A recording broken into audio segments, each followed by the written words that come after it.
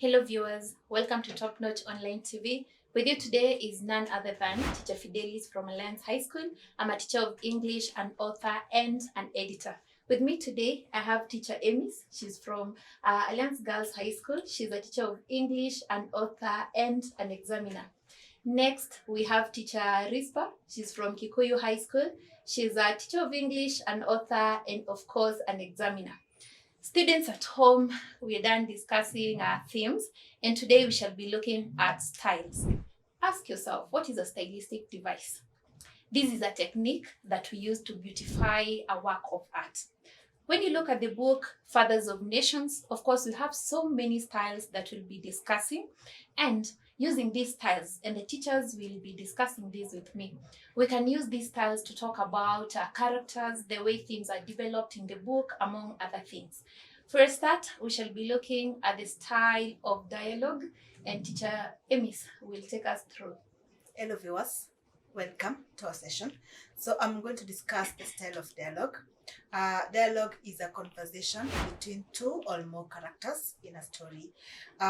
It's a style that has been widely used by Paul Vita in his book Fathers of Nations, and the effectiveness of a dialogue are many. There are many. One, for example, is to break the monotony of narration in a novel. That's why dialogue is only used as a style in novels and not in a play, because the entire play is actually a dialogue. It can also be used to develop other things like themes. We use dialogue to develop themes. We use dialogue to develop the character traits of other characters or maybe the speaker. And we also use dialogue to just propel the plot. So I'll give a few examples of the instances of dialogue used in Fathers of Nations, because I can't go into all the examples because there are many. So for example, on page 16 to 18, we have a dialogue between the guide and Professor Karanja. That's page 3, whereby he's inquiring about if Professor Karanja has found the briefcase and the contents of the briefcase. It's still a continuation of the same dialogue that we have on page 16 and 18, where he's now talking to the other Path Alpha travelers about the same issue, if they have found the briefcase and the contents of the briefcase. This specific dialogue helps us to get to know about the character traits of the characters that are involved. For example, we get to know that the guide is authoritative as a trait. Another example of a dialogue as a style is on page 4 to 10. That's a continuation. It starts on page 4 and ends at page 10. And it's dialogue between Miss Fiona and Dr. Abiola Afolabi when Miss Fiona was conducting an interview. And this dialogue helps us to propel the plot, because it's from this dialogue that we get to know about the background information about the two characters. We get to know that Dr. Afolabi is actually a lecturer. We get to know about the adoptive parents of Miss Fiona Mackenzie. So it helps to propel the plot. Another instance is on page 22 to 25.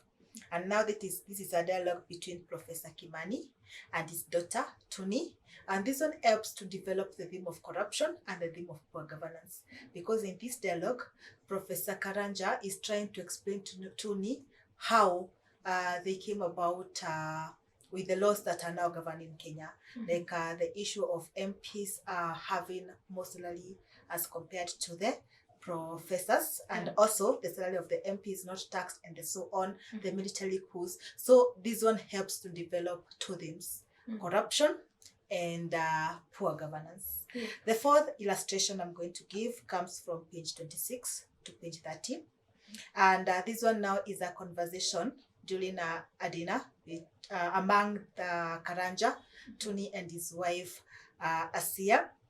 This one also helps to develop the theme of poor leadership as well as corruption, because they're talking about the ills that are affecting the Kenyans, the ills that are brought as a result of the crisis in leadership in Kenya, whereby we get to hear things like insecurity. Tony talking about how she has attended a personal safety Yeah. class. Mhm. Okay, yes. The fifth example comes from page 47 to 48. Dialogue between Miss Mackenzie and the taxi driver.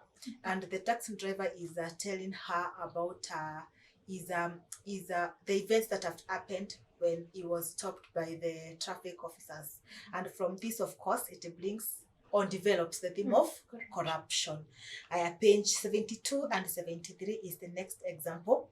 And this one is between Dr. Afolabi and Mr. Longway on the flight on their way from Washington to Nigeria, when Mr.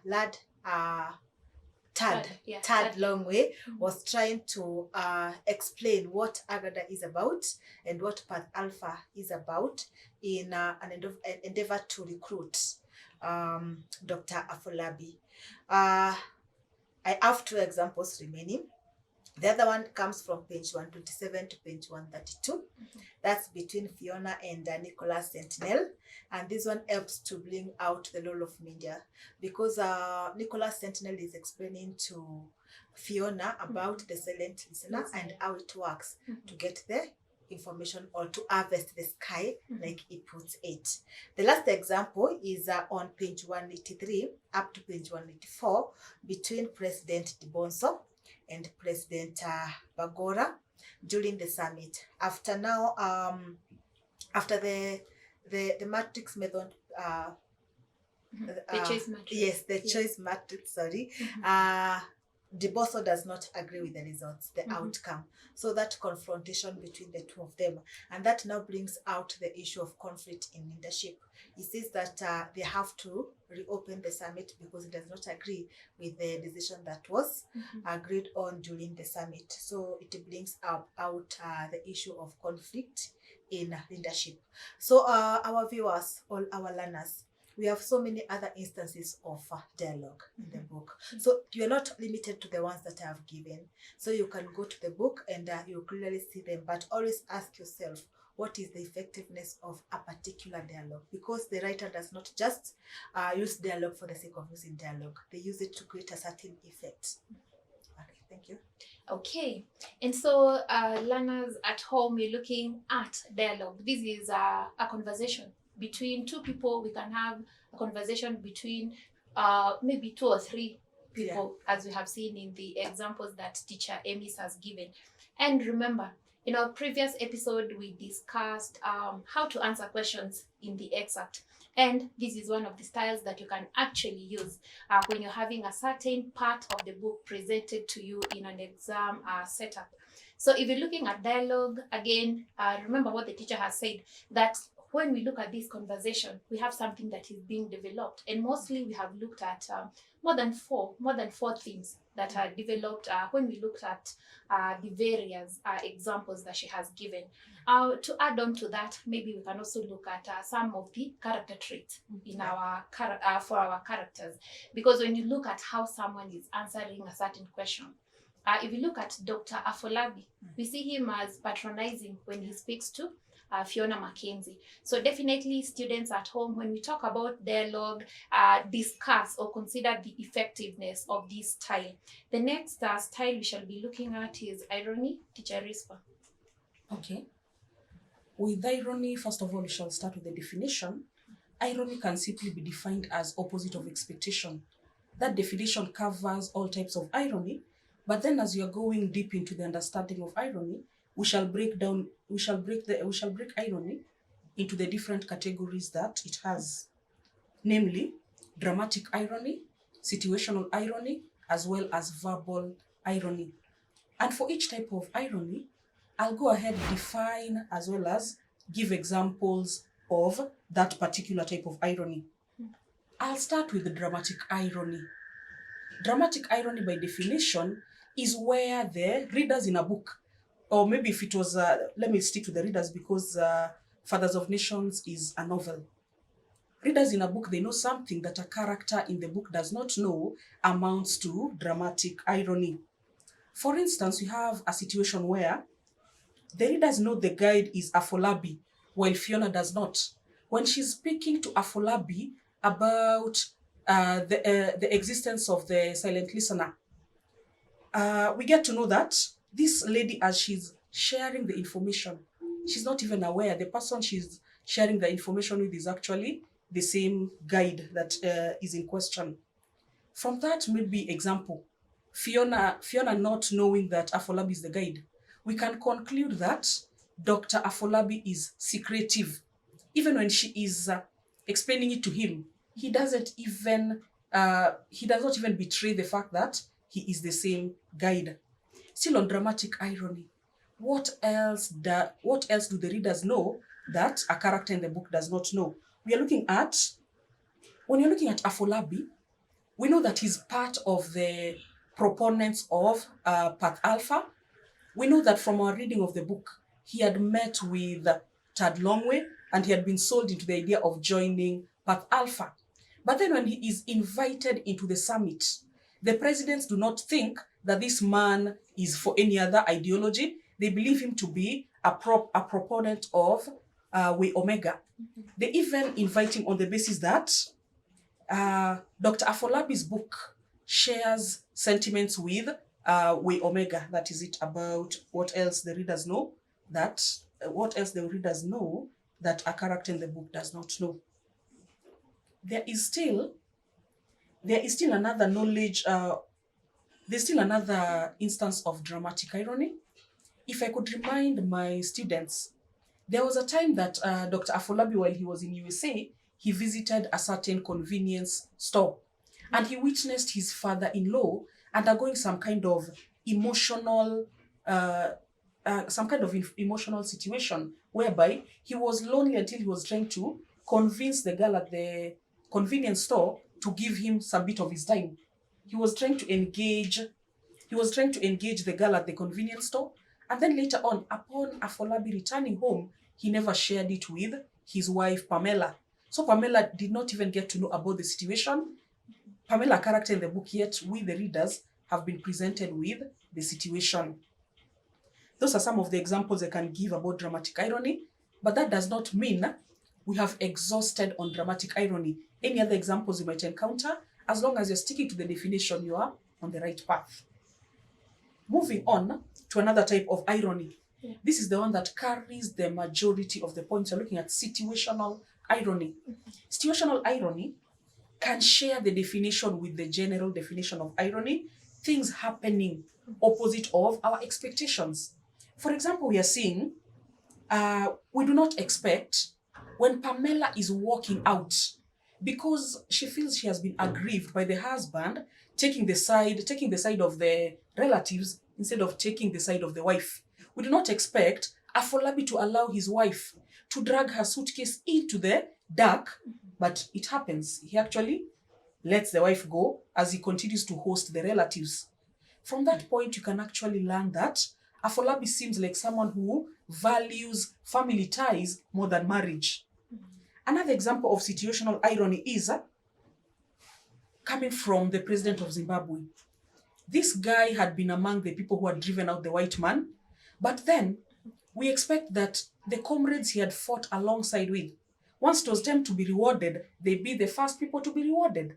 But then what happens when he gets into power? He decides, I will in fact weaken any opponent, any person he views as an opponent, anyone that can take over from him when the time is due. He weakens that opponent and rewards people from his tribe. For example, when he plants the contingent of firearms into the leader of Melusi's side, we do not expect such a thing. Therefore, from that kind of irony, we can conclude that the leader is selfish, is only advancing his interests. There's still another instance of irony when you're looking at newborn Walomu. Newborn Walomu, you can imagine someone who has 3 legally married wives, and they're also young. But then what is with this guy? He even goes for a 4th wife, a wife to a colleague. At the same time, the woman is older. Leaving 3 younger women to go for another 4th woman who is even older. From this maybe irony, we can learn the fact that Walomu did not have any good motives. In fact, his motives look like they are sinister. At the same time, it points out to the character of Walomu being promiscuous. 3 women, you still have a 4th one. We are able to see that through irony. we are left with a question mark. Still on irony, let's look at the summit. Paying attention to the summit, a lot of things that happen over there are ironical. To mention a few, for example, the chair of the method committee happens to be Didier Bangura. Didier Bangura, who openly declares, I've not read the document, I do not even have the intention to read that document. Yet he's given the mandate to oversee it as the leader. Still at the summit, we are seeing that the decision between choosing path alpha and way omega being reduced to the tossing of the coin. A tossing of a coin can go either way. What are they trying to tell us? It is ironical. Such an important decision, you mean, can be reduced to the tossing of a coin. We're able to learn that to these people, the issue of whether we advance path alpha or way omega does not really matter. Toss the coin, whichever side goes, it wins. That is what we are also seeing about that irony. We are still not done with another type of irony. The last one, we're going to call it verbal irony. Verbal irony is where someone says something they mean exactly the opposite of. And the same verbal irony is what you're calling sarcasm. To the students, whenever I'm starting on irony, I usually give a very out-of-the-book example. When you get a 3% in an exam, then someone goes ahead and tells you, how clever of you. Look at what you're getting, 3%. That is verbal irony. The same one you're calling sarcasm. There's still verbal irony in our book. For example, we are seeing that Chineke Chiamaka was using the church platform as a means of, he was actually an activist. Yeah. He uses the church platform as an activist. And then there was a question he was posing to his congregation. He was asking his congregation, what has the president done about the fires, referring to the two warring sects, the two sides that were fighting? What has the president done? And then when he says the president has done nothing, he goes ahead asking them to applaud, to clap for him or for what he has done. But in reality, we know that what Chiamaka was trying to bring out on page 115, he was being critical of the president's involvement. He has just folded his arms. He's not doing anything about it. Therefore, he's disappointed. He was verbalizing his disappointment, but then to his congregation, he's telling them they need to applaud the government for doing a lot of things. He was being sarcastic. Still on verbal irony, we still have 2 points to go. I want to remind our viewers, there was an instance where they were looking at security in Gambia before the summit could take place. Mm-hmm. And then we are seeing that there were two different departments that were in charge of security. The Ministry of Internal, and also as well as the Ministry of Defense. Mm-hmm. And then they had covered the ground very well, but then they forgot the sky above. Then the writer goes ahead and says, that is very clever. That could be found on page 12. That people have covered the ground in matters of security. If you come maybe via using a vehicle, you cannot penetrate through the leaders that had been hosted at the pinnacle. But then, in protecting their fathers of nations, they forgot to also beef up security. Maybe if the attack was coming from above, and then very clever. That brings out an instance of sarcasm, verbal irony are the same. To my last point on irony, and it will still fall on verbal irony, we are looking at the forward. The first page, when you're encountering fathers of nations, among the critics, there is a feeling that people are having a freedom of expression. They can in fact say whatever they want while they are in our land. They're calling it the freedom of expression. In reality, what you're learning from this verbal irony, from this sarcasm, they were trying to point out on, we've given them too much leeway that they can even come to our country and criticize us while they are on our soil. That is it about irony, the 3 instances of irony, and the best of examples I could get, but there still are the examples out there. Well done. So looking at irony, students at home, how many have we discussed today? So now, if we're looking at sarcasm, situational irony, dramatic irony, I just want to have maybe a question from our teacher. So if we're looking at irony and you have to do a presentation in terms of maybe a question that a student has been asked. When you identify irony now as a stylistic device, do you present it as just irony, or do you go ahead and classify it? How do you go about that? From the situations I'm seeing, in fact, when the irony presents itself, most of the time it will come in form of situational irony, and when it goes to verbal irony, rarely do we see people identifying it as verbal irony. In fact, they call it sarcasm. So the many instances they will encounter irony, it will either be situational or it will be verbal irony. Sorry.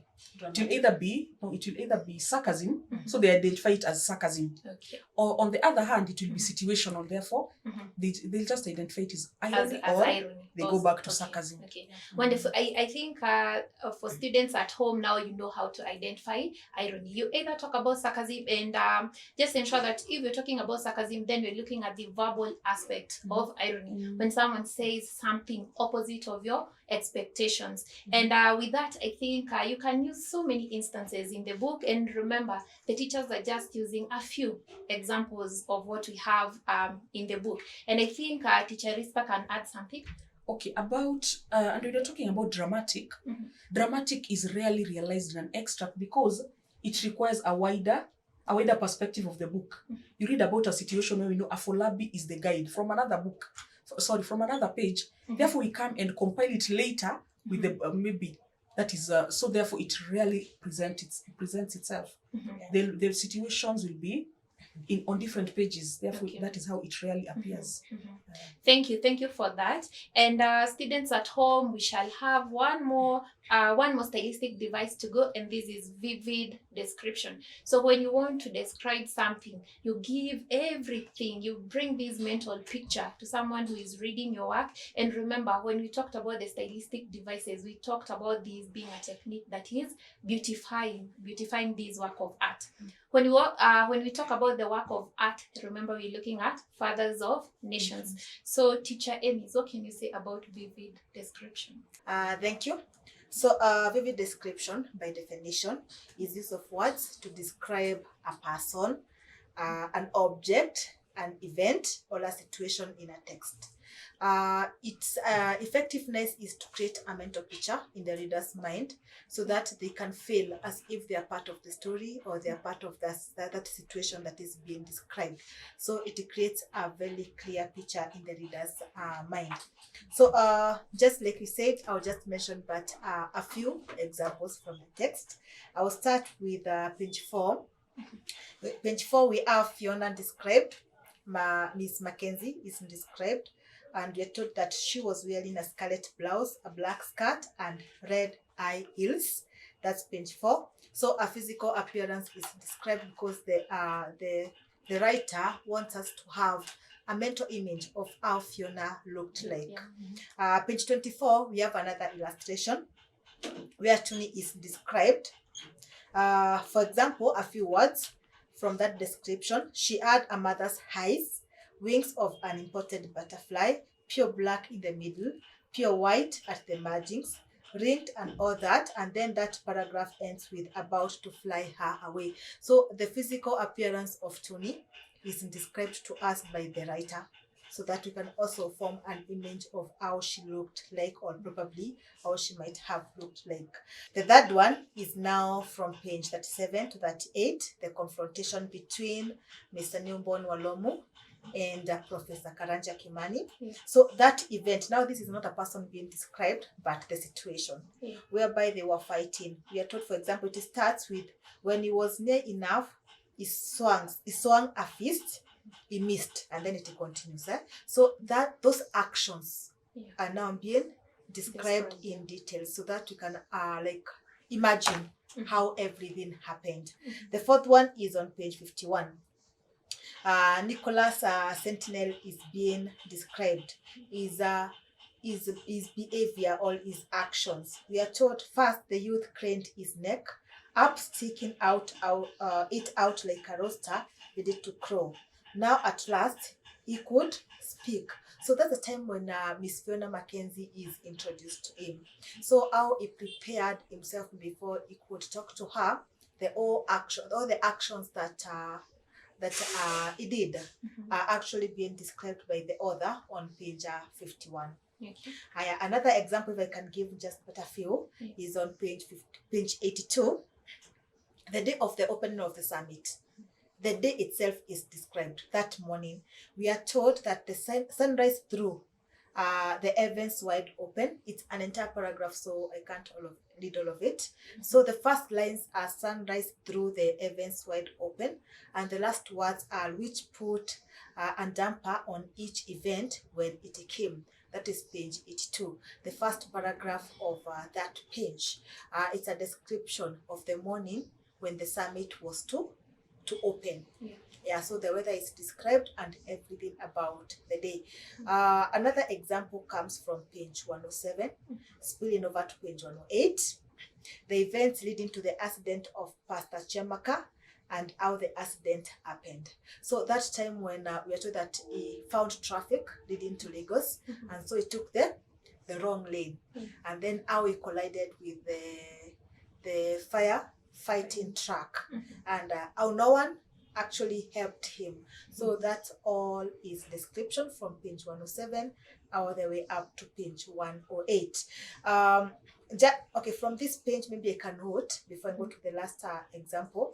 If you're using or you're giving vivid description in an exam and you realize it's lengthy like this one, from page 107 to page 108, you just need to say that there is description of this event, and then you can now use, maybe pick, like I'm doing, pick the first few words where it begins, ellipsis, and then the last few words where it ends, because you can't quote the entire page. Neither can you quote the entire paragraph. It's lengthy.